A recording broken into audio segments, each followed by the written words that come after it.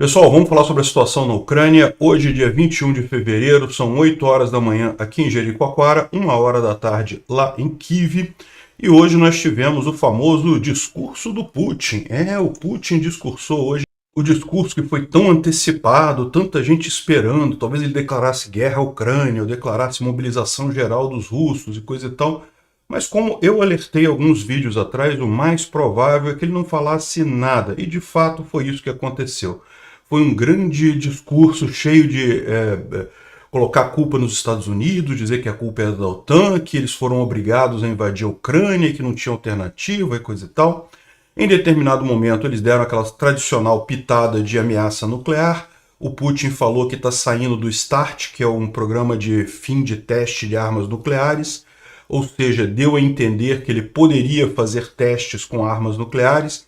E qual que é a justificativa dele? Porque, segundo ele, os Estados Unidos estão pretendendo fazer testes com armas nucleares. E isso seria o motivo, né? É lógico, é fácil você justificar qualquer coisa se você diz que o outro vai fazer alguma coisa no futuro, então vou fazer antes, né?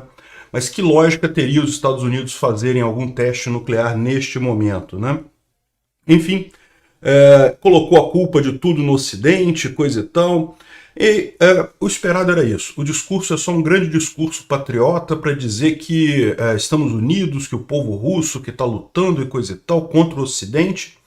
Eventuais medidas, eu não estou descartando declaração de guerra, não estou descartando mobilização, não estou descartando nada, mas as eventuais medidas vão acontecer nos próximos dias aí, né? A gente sabe que está tendo também uma grande movimentação em várias bases aéreas russas, ou seja, pode indicar que eles façam de fato uma tentativa de ataque aéreo massivo à Ucrânia hoje, com o uso de aviões. Se fizerem isso, vai ser lindo ver os aviões russos todos caindo.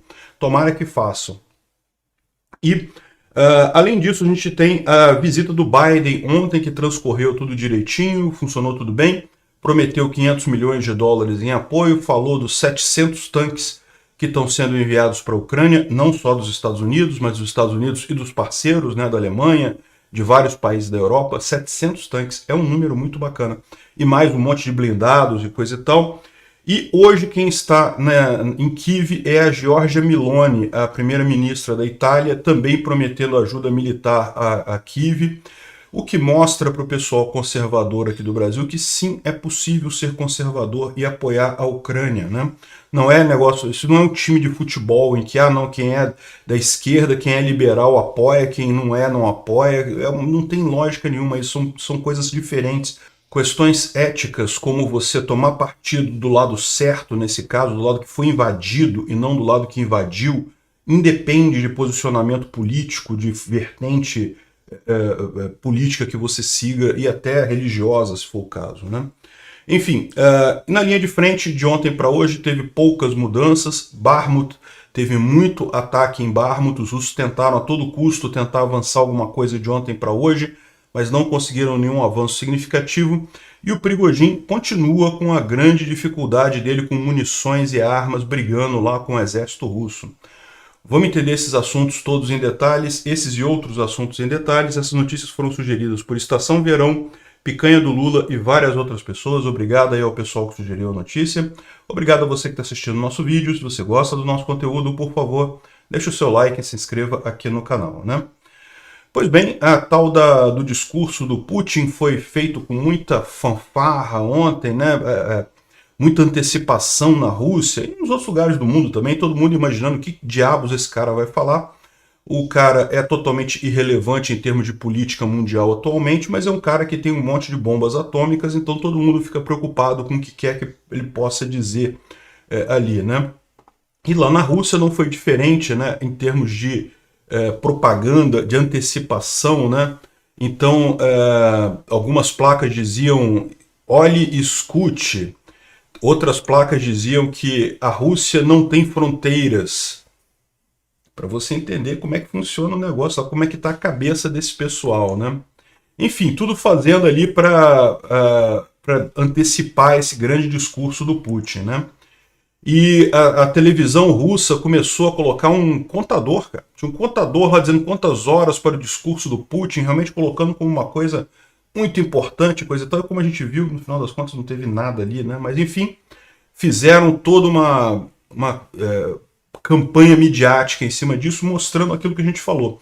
Esse discurso era muito mais mídia interna para os russos mesmo do que qualquer outra coisa, né?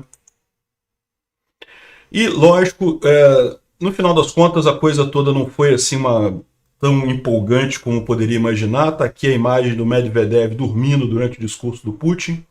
Ele não foi o único que dormiu. Aliás, esses discursos de horas, é muito comum o pessoal dormir no final das contas, e o Medvedev particularmente dorme em todos os discursos do Putin. Então, isso foi a ideia desse discurso, né? Agora, não acabou aqui, tá? Isso daqui é uma preparação para um concerto e um rally que vai ter do Putin amanhã, no dia 22. Então já prepararam uma arena aqui, dá para ver bonitinho, todas as cadeiras já tem uma bandeirinha da Rússia do lado. E segundo eles estão dizendo aqui, estudantes da universidade, empregados do governo são obrigados a ir, e outros está sendo prometida comida de graça para quem quiser ir, coisa e tal. Enfim, padrão isso daí, a gente já viu isso acontecer no passado também. O Putin fez um grande rally, um grande concerto de rock, o grande show da guerra do Putin e coisa e tal, mas no final das contas é tudo armação, é tudo uma coisa realmente midiática para tentar trazer o povo russo, né? A gente tem mostrado aí nos últimos vídeos que, embora o apoio dos russos à guerra continue muito grande, ele está cada vez menor. Então, toda essa operação tem por objetivo exatamente tentar trazer de novo o povo russo para apoiar a guerra e, com isso, fazer uma mobilização ou tentar alguma coisa adicional, né?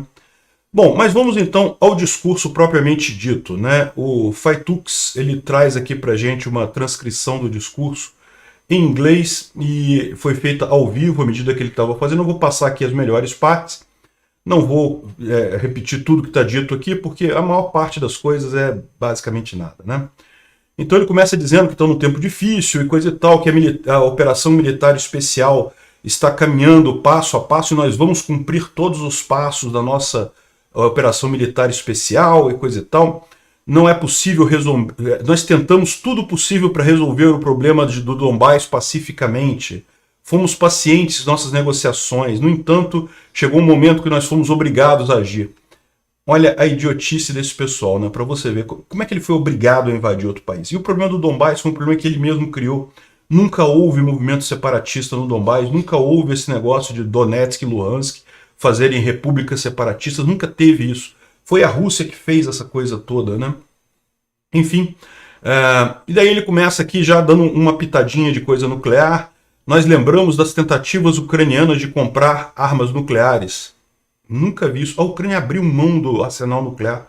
A Ucrânia tinha o terceiro maior arsenal nuclear do mundo, porque parte do arsenal nuclear soviético ficava na Ucrânia, e era bem significativo, porque era a parte mais perto da Europa, né? Então ficavam muitos mísseis. A Ucrânia abriu mão do seu arsenal nuclear voluntariamente, né? Enfim, aí depois ele veio com aquele papo de honra e decência, criticando o casamento gay e a questão toda conservadora, que não sei o que é lá, que o Ocidente tem negócio de casamento de mesmo sexo, o Ocidente reconhece casamento de mesmo sexo e coisa e tal, e falando como se fosse uma grande degradação, o Ocidente está desmanchando e coisa e tal. Isso é uma grande besteira no final das contas, não tem lógica nenhuma isso daí. Independente de qual lado que você pense nessa questão, nada disso justifica você invadir um país e matar pessoas e agredir pessoas de graça, né? E olha só, falou até daquela questão da igreja anglicana com a ideia de Deus de gênero neutro. E a gente falou outro dia aqui, né? Ele falou como se fosse uma degradação completa, está acabando a civilização ocidental. E, sinceramente, eu não vejo isso dessa forma, não, né? Mas é lógico, esse é o tom que ele está usando justamente para tentar trazer os conservadores do Ocidente para a causa do Putin, o que é uma coisa absurda, como eu falei, não tem lógica nenhuma. Por mais que você não goste de determinadas coisas, você apoiar uma guerra por conta disso não faz sentido nenhum. Enfim, depois ele pediu um minuto de silêncio pelas pessoas mortas nessa operação militar especial. A partir daí ele falou sobre a parte econômica, que ele vai definir um fundo para veteranos e soldados feridos, e que reclamou que os Estados Unidos roubaram as poupanças russas, né, as reservas russas que estavam no exterior. É lógico, não foram roubadas, elas foram separadas, foram bloqueadas para pagar o dano da guerra, né, certamente serão usadas para a reconstrução da Ucrânia. Então, mas daí continuou falando sobre a questão de economia, parte econômica da Rússia, e daí depois voltou aqui, nossas relações com os Estados Unidos degradaram e é totalmente culpa deles. O fato do Putin ter invadido a Ucrânia não tem nada a ver com isso, né? É culpa toda dos Estados Unidos. E daí eles disseram que nós estamos revendo resultados da Segunda Grande Guerra, construindo um mundo que ninguém, não tem apenas um senhor e coisa e tal. Não tem que ter zero senhores, não tem que ter senhor no mundo, não tem que ter esse negócio de ter múltiplos senhores. Que papo é esse, né? Bom, e daí ele anunciou a suspensão do Tratado de Não Teste Nuclear, né, o START, e disse que, olha só, os Estados Unidos vão conduzir testes nucleares e nós faremos o mesmo.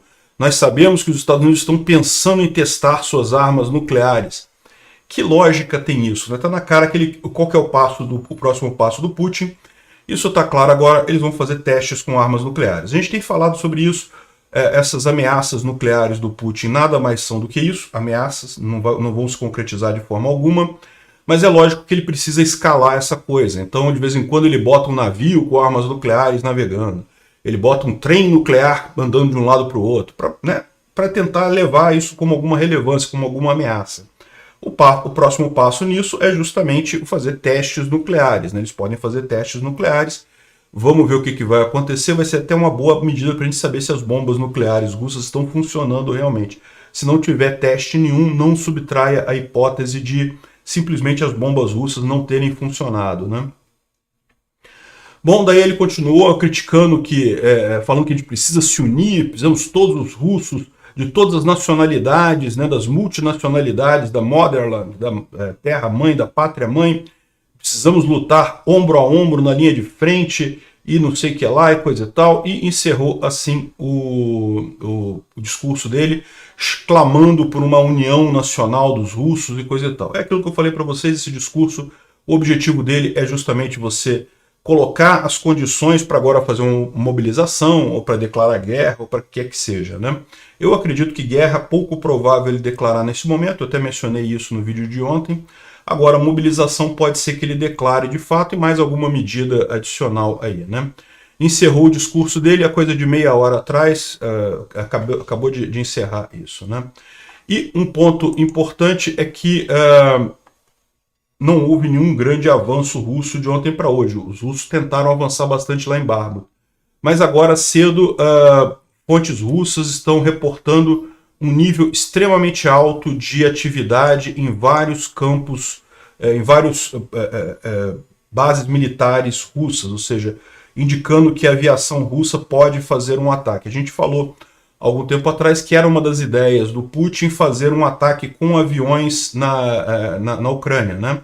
No primeiro dia, no dia 24 de fevereiro, lá atrás, eles conseguiram fazer um ataque desse, que foi muito bem sucedido, conseguiu destruir boa parte da infraestrutura de defesa antiaérea ucraniana, mas naquele dia eles pegaram as coisas desprevenidas. Mesmo a Ucrânia imaginava que a invasão russa seria apenas no Donbás. Então essa invasão completa da Ucrânia pegou o pessoal desprevenido de fato. Hoje não vai pegar o pessoal desprevenido. Se fizerem isso, agora que a Ucrânia tem uma série de mecanismos de defesa antiaérea muito mais avançados do que os mecanismos soviéticos, o que vai acontecer vai ser uma tragédia com esses jatos russos. A Força Aérea Russa vai ser dizimada se isso acontecer. Não sabemos ainda. Por enquanto, tudo que a gente tem é que tem muita atividade em algumas bases aéreas russas ali próximas da fronteira ucraniana, né? Bom, com relação à possibilidade dos russos efetivamente usarem bombas nucleares, a gente sabe que eles não vão fazer isso, eles não têm condição de fazer isso, não por qualquer outra coisa, mas simplesmente porque eles sabem que seria só podem fazer isso uma vez. No que eles fizerem isso, certamente o Ocidente vai retaliar, com muita força. Mas tem sempre alguém que lembra assim, a Rússia tem mais bombas atômicas do que todos os países do Ocidente somados e multiplicados por 3 e coisa e tal. E é importante a gente lembrar que era o mesmo que eles falavam sobre tanques, né? A Rússia tem muitos tanques, tem 14 mil tanques. Os Estados Unidos, tem 1.000 e tantos tanques. Como é que a Rússia tem 14 mil tanques? Que absurdo. E como é que pode a Rússia ter 14 mil tanques? Essa imagem aqui mostra como é que é, né? Eles produziram muitos tanques, de fato. Na época soviética, a União Soviética era uma potência belicosa, era uma potência que investia muito na parte militar, produziram uma enorme quantidade de tanques. Só que a economia soviética desabou, então esses tanques começaram a não ter manutenção adequada. Isso muito antes do fim da União Soviética. Então eles foram abandonados em grandes depósitos desse tipo, como você está vendo nessa foto aqui. Isso aconteceu em toda a União Soviética, não foi só na Rússia em si. Até na Ucrânia tem esses cemitérios de tanque espalhados em algum canto, mas o ponto importante aqui é esse. Desses 14 mil tanques, estima-se que, na verdade, a Rússia tenha, de fato, podendo usar uns 3 mil no máximo, e já perdeu a maior parte disso nessa guerra, né? Então, desse tipo, ter 14 mil sucatas de tanque não conta nada, não ajuda nada numa guerra, no final das contas. E a questão toda é, como é que estão essas ogivas nucleares russas? É muito provável que estejam em situação tão deplorável quanto. Tem um relato aqui do John Simpson. Quando a União Soviética colapsou em 1991, eu filmei uma área de armas nucleares russas lá. E os lançadores de mísseis estavam todos enferrujados demais para se mover. E o próprio russo que levou ele lá disse que, olha, nós não seríamos capazes de atirar mísseis em vocês já há muitos anos. Ou seja, naquele momento, quando a União Soviética colapsou em 1991, a Rússia já não era capaz de lançar mísseis nucleares contra os Estados Unidos há um tempão. Ou seja, no final das contas, o que eles estavam dizendo lá é que tudo era ameaça. Eles usavam a ameaça das bombas nucleares. Todo mundo sabia que a Rússia tinha desenvolvido em algum momento do passado bombas nucleares. Então essa era a ameaça que eles faziam. Eles faziam essas ameaças para continuar relevantes, mas no final das contas não tinham capacidade mesmo de lançar, né? É lógico. De 1991 para cá, os russos podem ter recuperado algumas armas nucleares, podem ter melhorado a base deles e coisa e tal. Eu não duvido que a Rússia tenha algumas armas nucleares. O que eu estou dizendo aqui é que é muito pouco provável que ela tenha muito mais armas nucleares do que o Ocidente e que tenha essa capacidade toda que o pessoal está preocupado. Então, a arma nuclear é aquilo que eu falo para vocês. Não serve para nada no final dos contos. No frigir dos ovos, não serve para nada. O investimento mais inútil que um país pode fazer é construir armas nucleares, né? E custa caro você manter essas coisas, né? Ou seja, o resumo do discurso do Putin foi esse. Não teve nada demais, só coisa de patriotismo, de acusar o Ocidente, acusar a OTAN.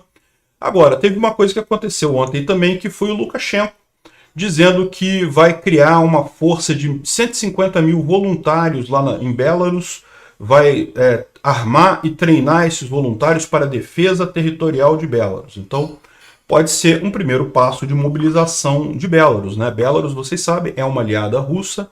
O Lukashenko vem tentando se esquivar de entrar nessa guerra, porque ele teme justamente que ele não tem muita força lá no país, então ele teme acabar perdendo o controle totalmente. Então, parece que o Putin convenceu ele a iniciar essa mobilização.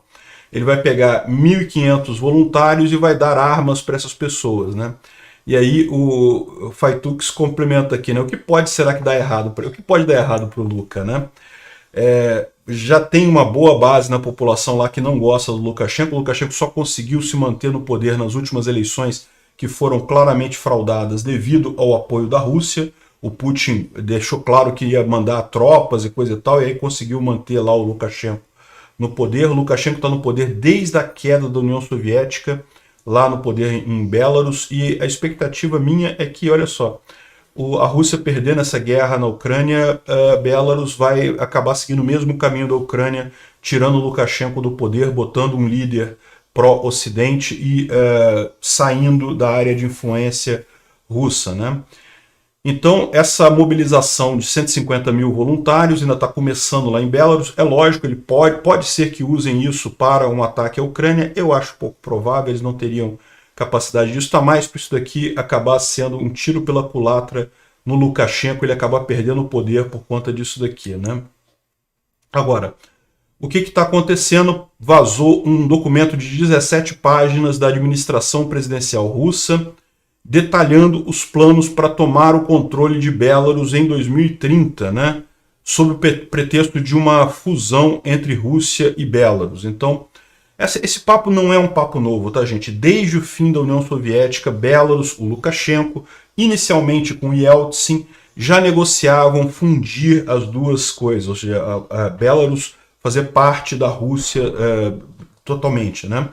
E na época, Lukashenko queria fazer isso com Yeltsin, justamente por quê? Porque Yeltsin ele era um líder fraco, ele estava com pouca popularidade, então sabia-se que teria que trocar o líder russo. Lukashenko queria unir Belarus e a Rússia, e ele ser esse líder russo, né?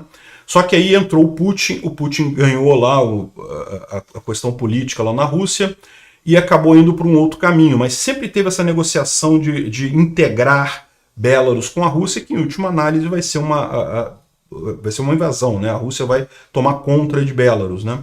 E o documento descreve como é que eles pretendem fazer isso até 2023. Os passos seriam, primeiro, criar uma moeda única e um sistema fiscal único com a Rússia, toda a imprensa ser sob controle da Rússia, o exército de Belarus começar a seguir todas as regulamentações do exército russo, enfim, e todas as áreas de produção militar também transferidas de Belarus para a Rússia, ou seja, ia deixar Belarus realmente sem nenhuma capacidade de defesa, apesar de que Belarus é muito mais fraco até do que a Ucrânia, por exemplo. Então, o fato é, se a Rússia quiser invadir Belarus hoje, ela invade, toma muito rápido aquela região, né? Mas lógico, se eles puderem fazer isso pela via diplomática, para eles é melhor. Enquanto Lukashenko for o líder de Belarus, essa possibilidade existe, né? Bom, o outro assunto de ontem foi justamente a questão da visita de Biden a Kiev, lá na Ucrânia, né? A gente falou ontem rapidamente sobre isso, aqui já é a saída de Biden lá de Kiev, ele ficou pouco mais de 6 horas, um pouco menos de 6 horas na cidade em si, chegou de trem, num trem muito bacana, ele chegou no Rail Force One, foi um trem especialmente preparado pela malha ferroviária ucraniana. Aliás, diga-se de passagem, os ucranianos têm uma malha ferroviária muito significativa e tem um orgulho muito grande dos trens que funcionam muito bem lá, né? Então, no final, o pessoal aqui dos trens da Ucrânia falando que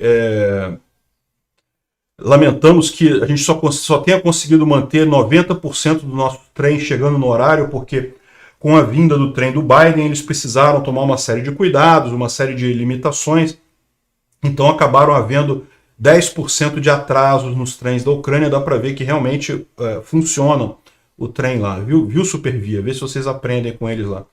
E aqui está o Rail Force One, que é o trem que trouxe o Biden, né? Na verdade é um trem ucraniano, mas eles fizeram uma série de modificações, blindagens e coisa e tal, para garantir a vinda em segurança do Biden, né? E se você somar toda a visita do Biden, né, ele ficou mais de 20 horas em trem, porque é um deslocamento significativo, né, da fronteira da Polônia até Kiev, dá um tempo grande, né, umas 10 horas de viagem. Então o Biden ficou um bom tempo nesse trem, então eles tiveram todo o cuidado de fazer um trem com todas as amenidades e coisa e tal, para ter um certo conforto ali nessa viagem, né? Viajar lá na Ucrânia via avião pode ser mais crítico, porque, né, está numa zona de guerra, para você ser atingido por alguma coisa é bem mais complicado. O trem acaba sendo mais seguro nesse caso. Bom, e como era esperado, o Biden prometeu um monte de armas, falou em 700 tanques que devem vir aí, não só dos Estados Unidos, não estamos falando só de Abrams, estamos falando de todos os países que ajudam, então a Alemanha também, os Leopard, vários outros tanques, então estão chegando um número considerável. É lógico, eles devem começar a chegar lá pelo final de março, e a partir daí, ao longo do ano, cada vez deve chegar mais tanques aí, mais armas, esse tipo de coisa. A grande discussão agora são os F-16, como o pessoal aqui na Polônia botou até um cartaz aqui, né? Hoje o Biden está lá na Polônia, vai visitar o presidente da Polônia, e daí estão colocando aqui esse cartaz para dar os F-16 para a Ucrânia, né? Como seria de se esperar, o pessoal lá na Rússia não gostou muito dessa visita do Biden, reclamaram bastante, né? Esse aqui é o Medvedev, que é o cachorrinho lá do Putin, falando que não, que o Biden está mandando armas para os neonazistas da Ucrânia e coisa e tal. Enfim, tá chorando lá as pitangas dele ali. Durante essa noite de ontem para hoje, particularmente, as lutas ali ao redor de Bakhmut foram muito duras, porque os russos estavam num tudo ou nada querendo tomar Bakhmut, né? Eles haviam prometido para o Putin, até o discurso dele, conseguir tomar a cidade, não conseguiram, né? Mas enfim, fizeram de tudo ali, tentaram de tudo para avançar, não conseguiram nada, mas foi uma noite muito difícil ali na região de Bakhmut por conta desses ataques, né? Vamos dar uma olhada na linha de frente aqui. O Defmon voltou do carnaval dele, então ele está trazendo aqui para a gente essa thread sobre a linha de frente. É bem interessante a gente ver aqui como é que está o andamento, mas aqui a gente já tinha visto isso daqui, né? Os russos tomaram Grianikivka, né, essa cidadezinha aqui próxima de Dvorochny. A tentativa deles é chegar até Kupiansk, mas fora isso não conseguiram avanço nenhum, né? Um outro ponto aqui é que no mapa do Defmon ele coloca Sinkivka já tomada pelos russos, enquanto as informações que a gente tem é que não foi tomada ainda não, tá? Os russos estão tentando tomar Sinkivka aqui, né? Os russos estão em Liman-Perchi, mas não em Sinkivka, né? Aqui dá para ver que realmente teve pouco avanço, pouco movimento aqui em Kriminá de ontem para hoje, né? Teve só uma tentativa dos russos de avançarem em Bilororivka, mas também sem sucesso. Então nenhuma mudança significativa aqui. A gente vai ver que foi meio que o padrão essa noite, tá? Aqui em Bakhmut foi onde teve a maior tentativa russa de avançar, né? Como a gente está vendo, eles estão tentando avançar aqui pelo norte, e realmente é uma coisa preocupante essa frente norte aqui. Uma vez que eles tomaram Paraskovivka, se eles continuarem avançando aqui, a situação em Bakhmut vai ficar crítica, os ucranianos vão ter que sair daqui muito rapidamente. Então, apesar dos ganhos ucranianos aqui ao sul, a situação no norte continua muito crítica. De ontem para hoje foi muito dura a batalha, muita luta, mas não houve avanço russo nessa região, né? Ele coloca o detalhe aqui como os russos tomaram Paraskovivka, Krasnohoran, e agora estão ameaçando Berhikva e Yahidne, né? Estão indo em direção aqui a essa linha de trem, estão seguindo a linha de trem, o que é bastante preocupante em termos da situação dos ucranianos ali, né? Também houve um avanço russo aqui próximo a Avdiivka, na cidade em Novobarmutivka, que é essa outra cidade aqui mais ao norte de Avdiivka, né? Não é nada muito crítico aqui, mas é lógico, é algo preocupante, né? Mais um avanço russo aqui nessa região. Não teve nenhuma mudança em Vuhledar e em outros locais mais ao sul da linha de frente. Então a linha de frente de fato não teve muita mudança de ontem para hoje, né? O Instituto para Estudo da Guerra fala sobre a visita do Biden ontem lá em Kiev e falam também sobre as propostas aí do Ministério da Defesa russo de incorporar o exército da LNR e da DNR, que são as repúblicas separatistas ali, entre aspas, né, do Donetsk e de Luhansk, entre aspas, porque nunca teve esse movimento separatista ali, aquilo ali foi invenção dos russos, na verdade. E o que eles estão dizendo agora é que eles vão pegar essas forças armadas ali e vão incorporar no exército russo. Na verdade, é o que já sempre foi parte do exército russo, aquilo ali nunca teve diferença nenhuma no final das contas, mas agora eles estão acabando com toda a simulação que havia, né? Eles tinham que fazer essa simulação de que era um exército local, que tinha coordenação local, e agora estão botando tudo direto dentro. Eles falam também sobre os problemas do Prigozhin, que está sem acesso a cartuchos e armas e coisa e tal, e munição. Isso a gente tem falado já há alguns dias, a briga está muito grande ali, o Prigozhin tem reclamado muito de falta de munição, reclamado abertamente quanto a isso, e parece que não consegue resolver esse problema, parece que ele não consegue dar um resultado para isso daí, né? O Dmitry traz para a gente aqui um áudio do Prigozhin, tentando resolver o problema da falta de armamento e coisa e tal, e não consegue fazer isso de forma alguma, não consegue, segundo ele teve que pedir desculpas e não sei o que lá, pedir desculpas e obedecer para ganhar munição e coisa e tal. O fato é que o Putin realmente parece que tomou partido do exército russo e com isso o exército do Wagner lá no Prigozhin, o Prigozhin está totalmente desacreditado nessa guerra, né? Impressionante como a única unidade que continuou avançando naquela região, agora ela está desprestigiada, está sendo colocada de lado nessa guerra, né? E uma pergunta que muita gente se faz é por que os russos insistem tanto em tomar Bakhmut se é uma cidade de pouco valor estratégico, né? Eu já expliquei para vocês aqui que Bakhmut não tem um valor estratégico significativo, não há nenhum ganho, além da área da cidade em si, é lógico, não há nenhum ganho significativo ali. Por que os russos insistem nessa região?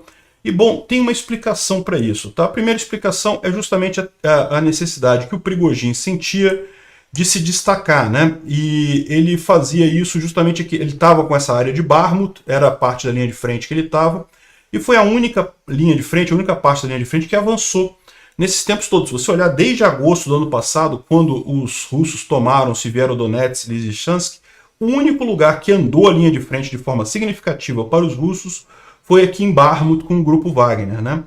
E além disso, existe um outro fator aqui, que é o fato de que existem muitas estradas e ferrovias nessa região. Então, o que acontece, né? Os russos estão atacando onde é mais fácil para eles atacar.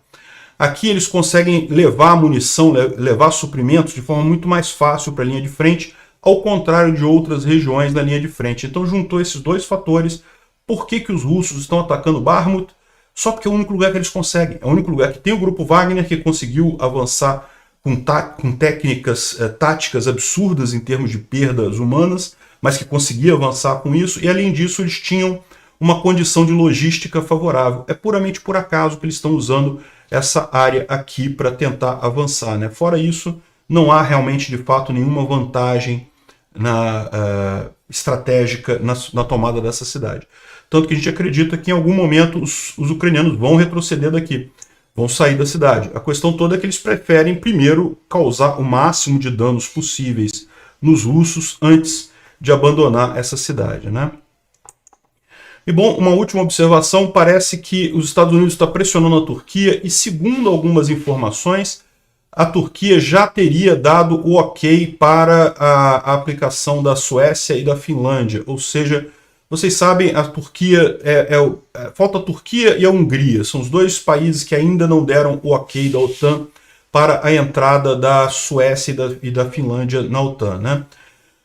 A Turquia não tem problema nenhum com relação à Finlândia, mas ela tem com relação à Suécia. Por quê? Porque vocês lembram, um tempo atrás teve um golpe contra o Erdogan na Turquia e muitos do pessoal da Turquia que fez esse golpe fugiu para a Suécia e recebeu asilo político lá na Suécia. Então o Erdogan queria algum tipo de tratamento diferenciado por isso daí para poder dar esse ok para a Suécia. Está aproveitando isso como ficha de troca, né? Moeda de troca, essa aplicação da Suécia para a OTAN, né?